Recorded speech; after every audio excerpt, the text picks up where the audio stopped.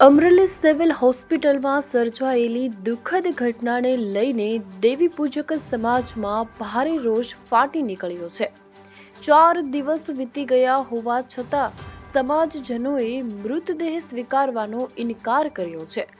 સમાજનું કહેવું છે કે સિવિલ હોસ્પિટલના ડોક્ટરની બેદરકારીને કારણે ઓપરેશન દરમિયાન એક બહેનનો જીવ ગુમાવવાનો વારો આવ્યો છે।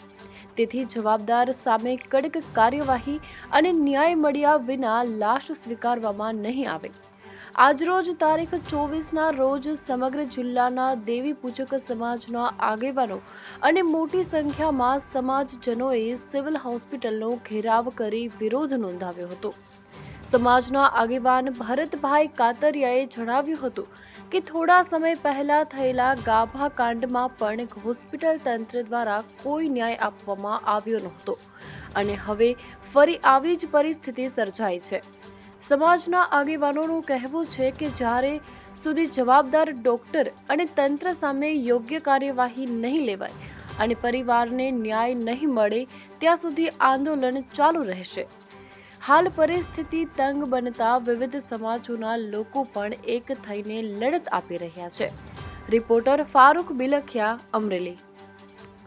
હવે આજરોજ જે દેવી પૂજક સમાજ દ્વારા એક બહેનનું જે કોથળીના ઓપરેશન દરમિયાન જે ઓપરેશનમાં અછત રાખતા તેનું મૃત્યુ થઈ ગયું હતું, એની અનુસંધાને દેવી પૂજક સમાજ મોટી સંખ્યામાં એકઠો થયેલો છે અને વારંવાર એનું કહેવાનું એવું છે કે અમરેલીના જે લોકલ ડૉક્ટરો છે અને સ્થાનિક ડૉક્ટરો છે એ વારંવાર ભૂલ કરવાના કારણે આવી અનેકવાર ઘટના બની છે અને આ ઘટના તો બહુ મોટી છે, કેમ કે જે બેન મૃત્યુ પામ્યા છે ભનીબેન મંદુરિયા કરીને છે, એમના 5 સંતાનો છે। એની અનુસંધાને આજે છેલ્લા 6 દિવસથી એની લાશ છે તે રજળે છે અને મોતનો મલાજો ખરેખર બધાને જાળવવો જોઈએ, પણ ક્યાંક ને ક્યાંક હજી આ સિવિલના ટ્રસ્ટીઓ અને એ ડૉક્ટર સ્થાનિક છે એના પેટનું પાણી ન હલતું હોય એની અનુસંધાને આજરોજ મોટી સંખ્યામાં તમામ સમાજના લોકો આ બેનને ન્યાય દેવડાવવા માટે આ સિવિલના પટાણંગમાં ભેગા થયા છે અને આ તંત્રને અને ખાસ કરીને ટ્રસ્ટીઓને અને ડૉક્ટરોને વિનંતી છે કે આ બેનને તાત્કાલિક ન્યાય મળે, કેમ કે એ બેનના નાના 5 બાળકો છે, એની તો તમને કંઈક ખરેખર રહેમરાય હોવી જ જોઈએ। આ દેવી પૂજક સમાજના આંદોલનમાં ખંભેથી ખંભો મિલાવી કોળી સમાજના, દલિત સમાજના અને અન્ય સમાજના, પાટીદાર સમાજના, બધા સમાજના લોકો આ અત્યારે એ લોકોને સાથ સહકાર આપે છે અને અમારો પણ સાથ સહકાર છે। જ્યારે પણ જરૂર પડશે ત્યારે અમે એ લોકોની સાથે ખંભેથી ખંભો મિલાવીને ઊભા છીએ।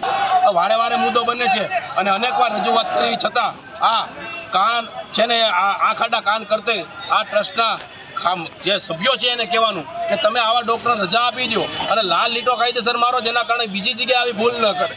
હવે એમાં એવું છે કે એનો સમાજ બહુ મોટી સંખ્યામાં ભેગો થયો છે અને કદાચ ન્યાય નહીં મળે તો કદાચ આનાથી પણ એ લોકોનું એવું કહેવાનું છે કે ઉગ્ર આંદોલન કરવું પડે અને ગાંધી ચિંજા માર્ગે ગાંધીનગર સુધી જવું પડે, તો અમે એમની જોડે ખંભેથી ખંભો મિલાવીને એની જોડે છીએ।